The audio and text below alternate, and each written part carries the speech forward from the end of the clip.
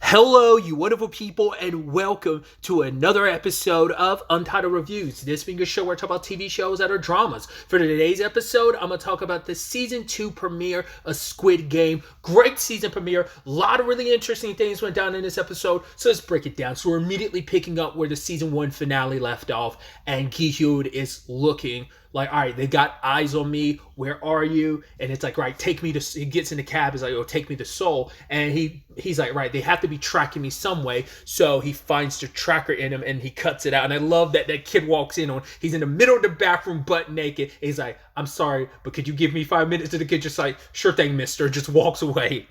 But then we also find out about is it Junho? Detective Wong. He wakes up from a coma. It seems like he's been in one for like a year. And so he wakes up, his mom in front of him. And now we cut to 2 years later where we catch up with what Gi-hoon is up to and as well as Hwang. It's like these two are after the same thing. They're just going about it two different approaches. Hwang is transferred from major crimes to traffic, and he's trying to pretend like, well, for him, it's just kind of like, why stay there? Because all that he did got him in trouble. He's like, I think one of his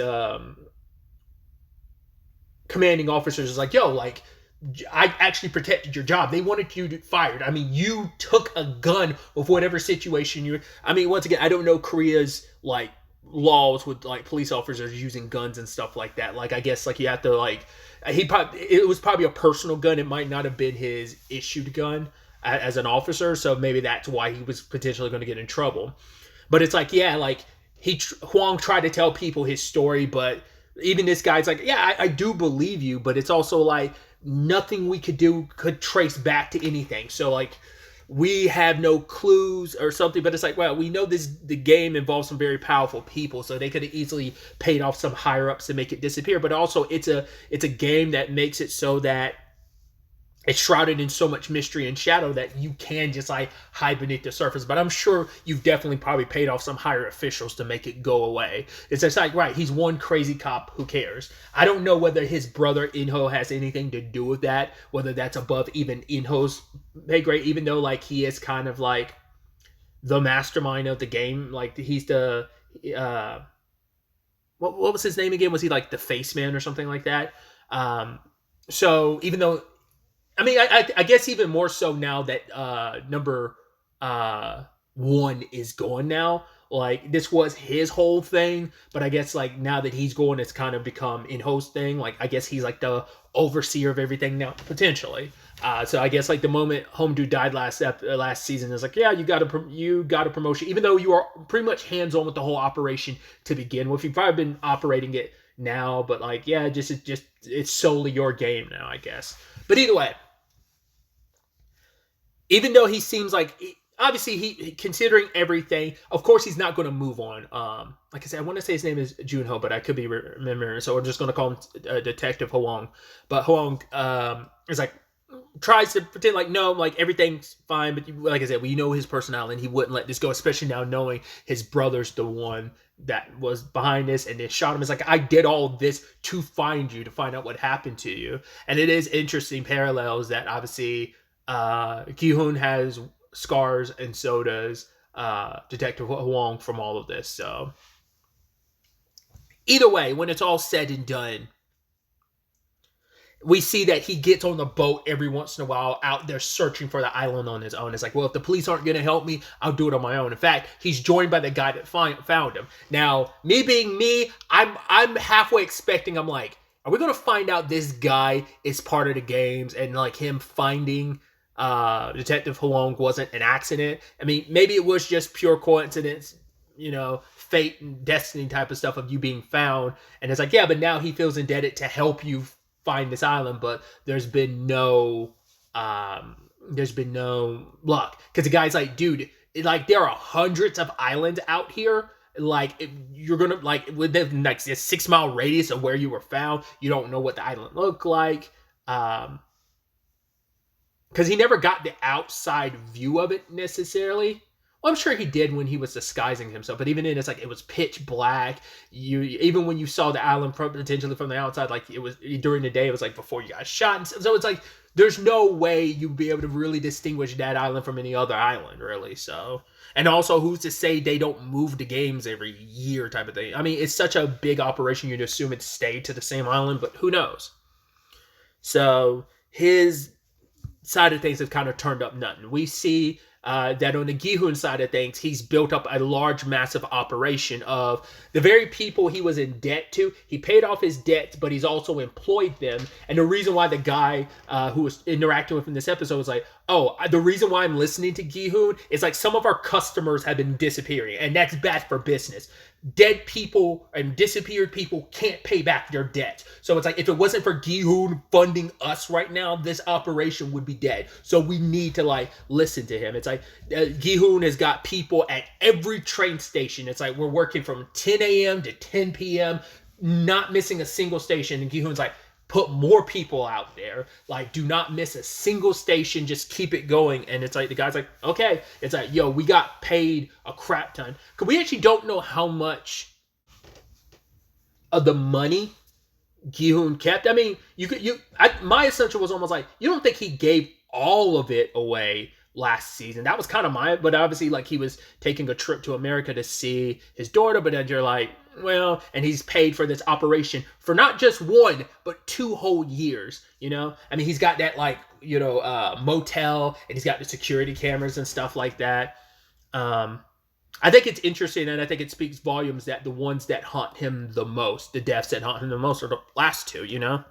That being Sungwoo and Sabiak, which makes sense. Like, you were the final 3, you're the 3 finalists, and everything that went down was like the most tragic. So of course those deaths are going to stick with you the most. But obviously the entire experience, everyone was there with their own reasons and stuff like that. So of course, like, all of it messes with you, but those 2 deaths have stuck with you the most, you know. So when it's all said and done, these guys, they go all out. It's like, right, we're looking for this guy. He's about this tall. If he's got the card, if you successfully find the guy, you're going to get a reward of 500 million won, because the prize is like $1 billion to find the guy, and whoever actually finds him ends up getting half of that. So I think roughly, very roughly, we're talking about 5 mil. It's like 10 mil is like $1 billion won. $10 million is like $1 billion won. And then I think, like, that would be like, so that 500 mil won would be like 5 mil. Once again, these are the very roughest of roughest estimates. These are not like an exact, like I said, my go-to has always been like, basically to translate it to dollars, you basically have to drop 2 zeros in the very roughest of rough estimates. But either way, everyone's day in, day out, putting in their time, and we see Gihun as he like rolls up at the a very specific spot. He's got all these cell phones. Everyone has to message him, send selfies. I love some people being like put up peace signs, and even one guy was like serious face as they like send the message, you know. So yeah, day in, day out, we're just ticking away at the calendar, because at this point in time, the games are held annually, so this would be the 3rd year of games. And Gihun's like, right, it would be around this time that the games would be starting. So this is around the time I got invited to the games, so it would happen around this time as well. So that year time skip, the games probably already happened. That's, you know, and now he missed another set of games. But yeah, the people, you'd think it'd be that easy to find with all this whole operation. But yeah, Gihun wasn't able to find anything. I mean, same thing for Hoang, who I looked it up. It is in fact Junho. I just couldn't I wasn't remembering if I was correct on that. But yeah, Junho's been looking desperately to and not finding a shred of evidence. So, but ultimately, 2 people that work for Gihun end up finding the guy. Especially as that one guy was just like, man, my wife is on my back about this. He's like, I should just work construction at this point in time. He's like, dude, you're getting paid to do something pretty easy. But he's like, dude, we've been doing this for 2 years. He's like, I might as well sign up for the games. He's like, you shut your mouth. Which is obviously very foreshadowing in the end, but it's like, you shut your mouth because you don't know what you're messing with, and you don't know what you're saying. It's easy to say that now, and you're saying it jokingly somewhat, but it's like, yeah. But like I said, it's foreshadowing, considering you get mixed up in a game and you see it ain't nothing to mess with, it ain't nothing to play with. But either way, they end up finding the guy. I love that they heard the slap and they were like, I don't know if that was the sound of the guy getting slapped. I think it was, instead of the thing. hitting the ground, the weight things hitting the ground, and they both look. They're like, "What?" And they, after hearing the sound and saw him, they're contacting Gi-hoon, and we see the kid, probably a teen, maybe early 20s, but it's like, right, he already got the card, which the back of the card has 456 on it, which I think is interesting. I wonder, does they always? I don't remember what. I think the number was different last season, but I don't remember because I guess they always do 456 people, so it'll always be like what 40. It will always total out to be about like wasn't that like 43.5 million, in the grand scheme of things. If I no 44. I always forget the number. It's like 43 million, but it's like 4.3 bill, if I remember correctly, or 4. Cause I remember it's supposed to be like related to Gi-hoon's number, so it is like, is it like 4.56 billion or something like that? Regardless, I think that's not counting the sole winner. I think they're not counted in that total. Again, I could be misremembering.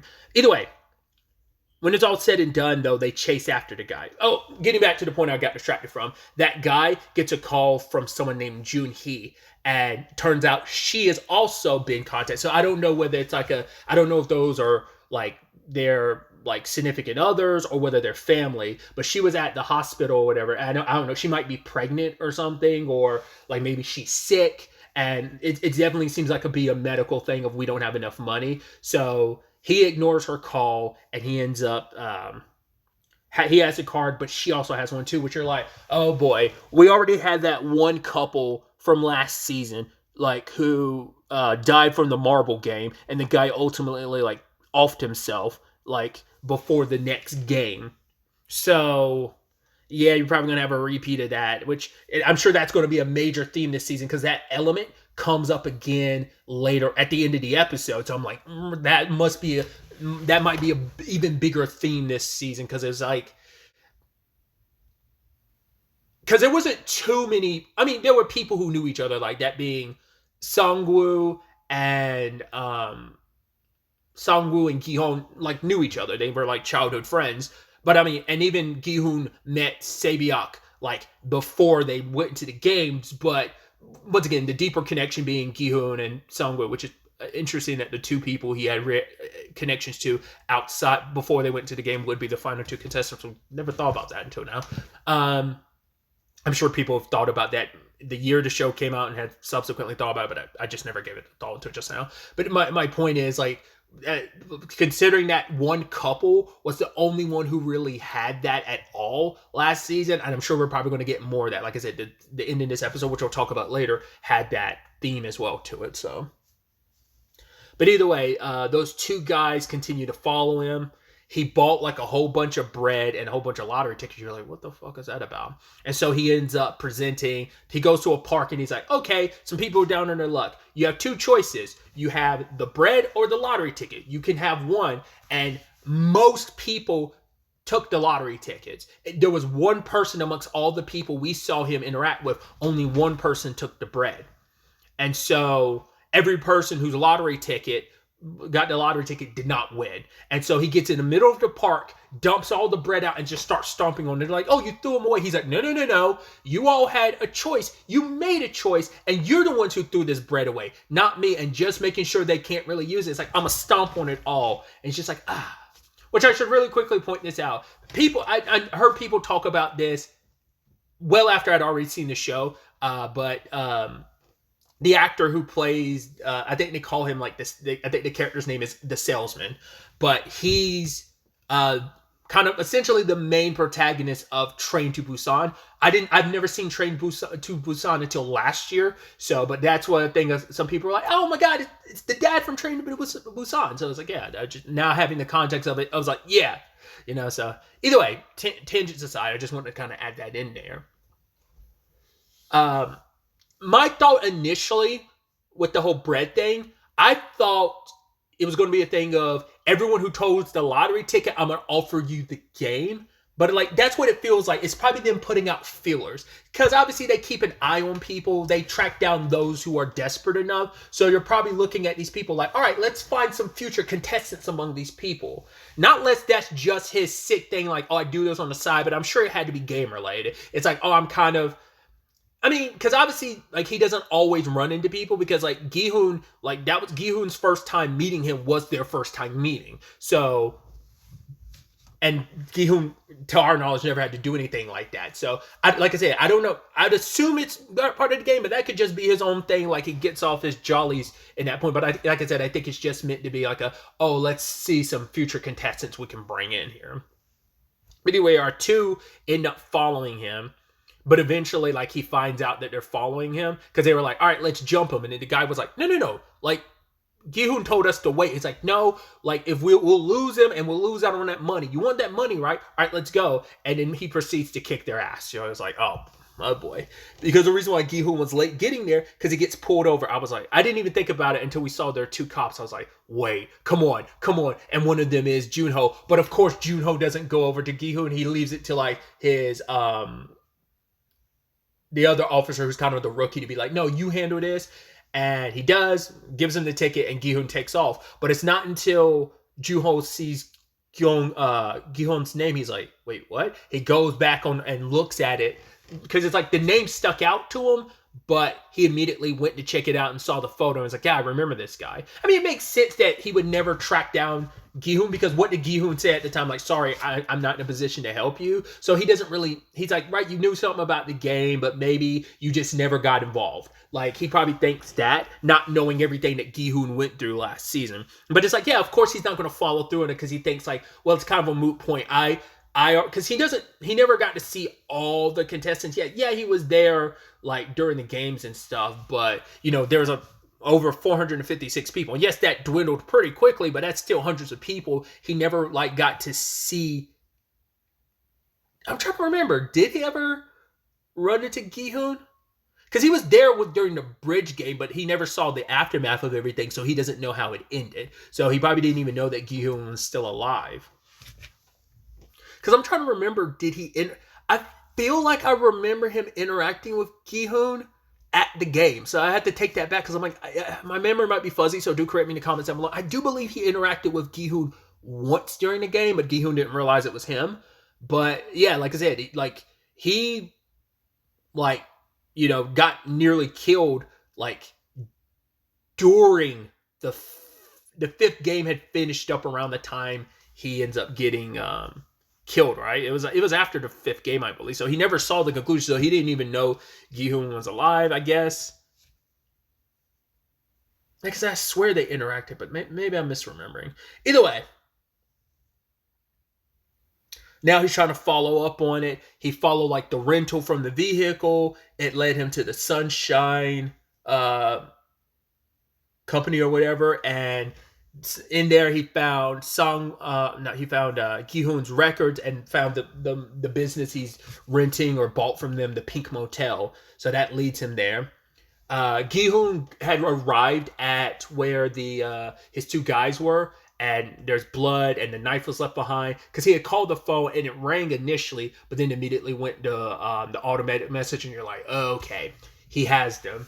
And he has them play a twisted game of rock, paper, scissors / Russian roulette. You're like, oh boy.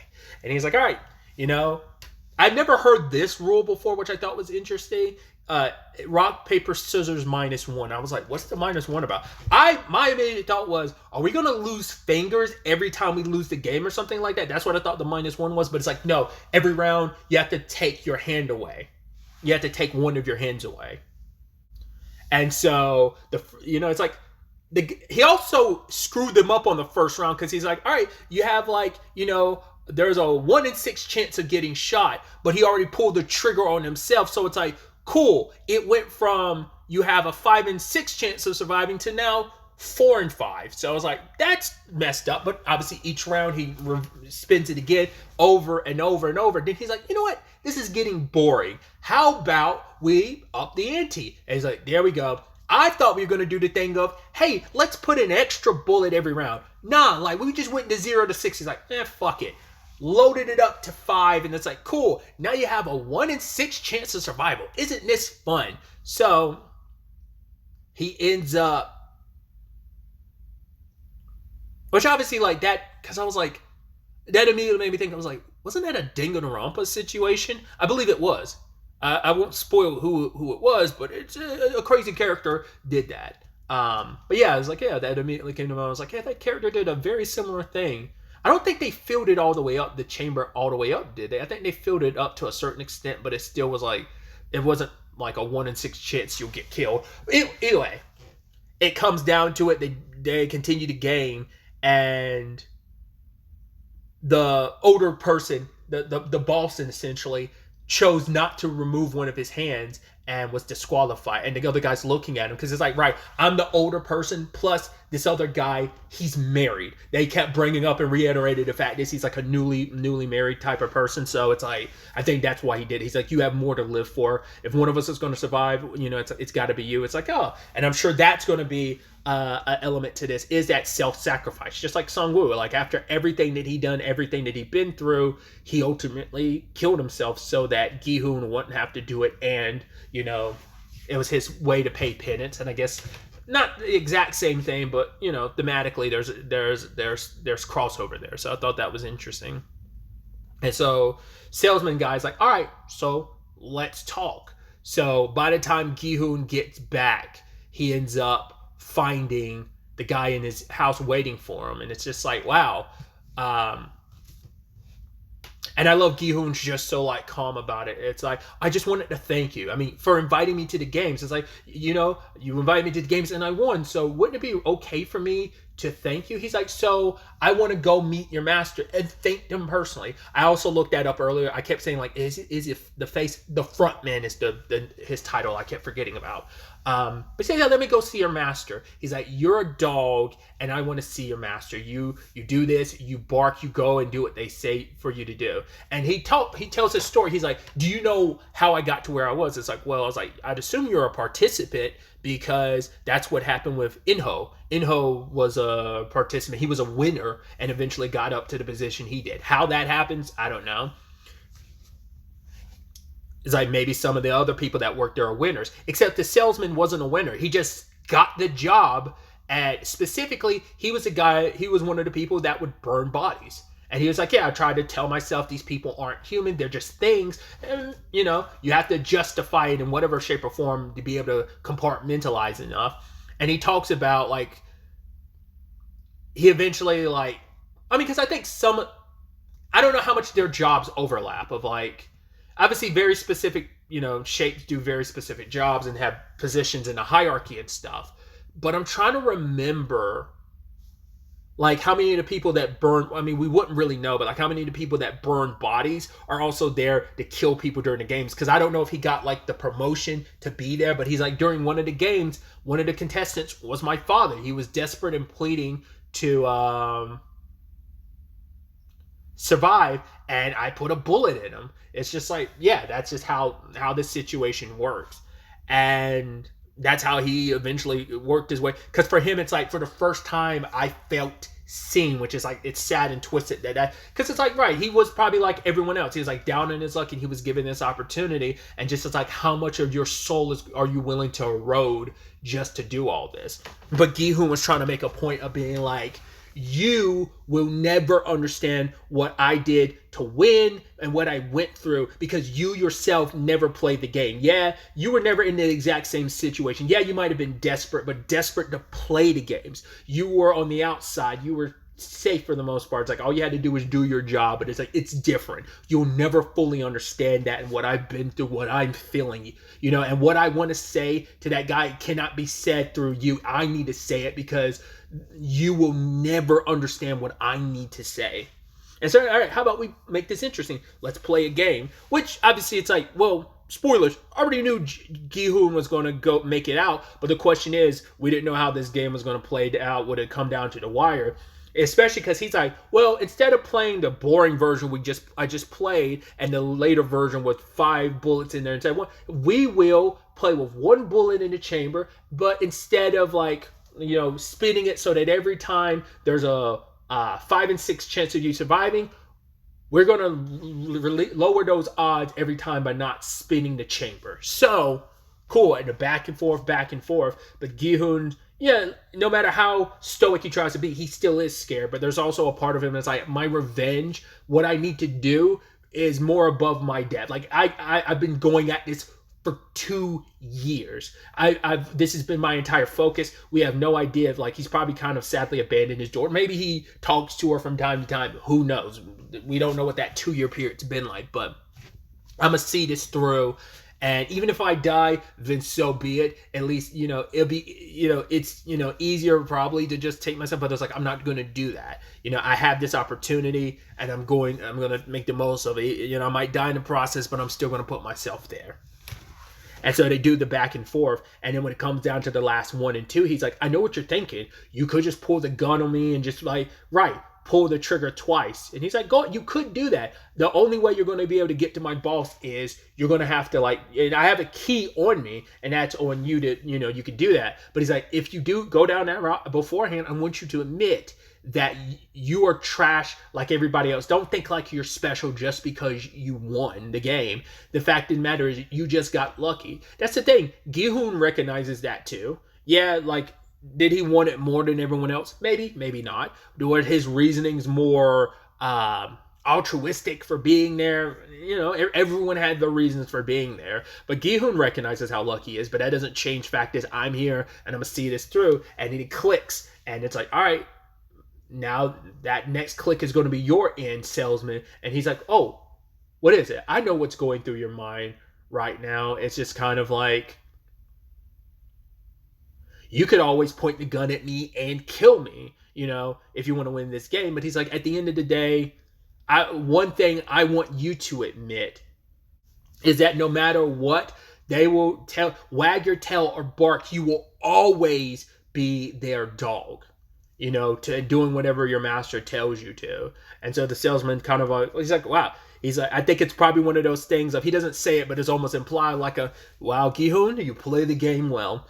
And he smiles and then puts an end to it. Once again, maybe there's a little bit of that relief of, like I finally, it's like that twisted nature of, hey, I survived up to this point. I did all this stuff. I've kind of helped. I might have been like, I might not be part of the games in that capacity, like I was burning bodies or killing contestants who lose, but at the very least, I'm still part of the game. I invite people to their deaths. Like, that has to weigh on you to some point. But it's something that Gi-hoon was like, right, you're wearing a mask. You might be wearing a mask, but at the end of the day, you're still a dog, a part of this, like, whole giant machine. So, like I said, maybe there's a little relief in it, but also it's like, right, I don't have to play the games anymore. It's like you've come too far to just walk away from all the death and things that you've been a part of. So you just keep going and keep going and keep going. But there's also maybe some sick satisfaction of like, I guess this is my final game. I guess I played the game and I guess it just finally came that I lost, So, because he's always been so in control. Like, even when Gi-hoon, like that whole thing of like, he grabbed Gi-hoon's hand and was like, right, your money, right? You got so caught up in the game, you forgot about the money that's supposed to be your prize. You were just so adamant about slapping me in the face. So that being the literal final shot of the episode is him offing himself. So it's definitely going to be interesting to see where this takes us. I have not watched the full trailer for this season. I've only seen the teaser trailer, like it was like a minute trailer. So I already knew Gi-hoon was going to survive. Of course, he's kind of main protagonist person right now, but also like, you'd assume he's going to make it through this, but there's always the opportunity. This wouldn't be the first series that has, killed what seems to be the main protagonist in the future, season. So like that's not out of the realm of possibility. He doesn't have full plot armor. He could go at any point in time, but yeah, like I'm interested to see where all this goes. Like I said, whether the games are exactly the same or not. This season is also a little shorter. I was looking at the episodes, not unless there's more episodes, but I don't think there are. I believe it's only 7 episodes, whereas season 1 was 9. So I guess, like, right, we don't need episode 2. Was that episode 2 or is that 3? I think it was episode 2, the one where they left the game. Like, you probably won't get an episode like that this season. So you have that, and things are going to play out differently, and probably like how they pace the episodes and the games are probably, because it's interesting too, because like Junho is outside of that motel right now. So him and Gi-hoon are going to link up. So how that whole situation plays out. It's like, well, Gi-hoon does have a dead body in his room, but all the evidence will show like home dude killed himself. So, but still, we'll see how it all shakes out. I'm very excited to see what the next episode has in store for us. But really, that's all I wanted to talk about. Till the next time we meet, be happy, be safe, live life to the fullest, and enjoy it. Good day and goodbye.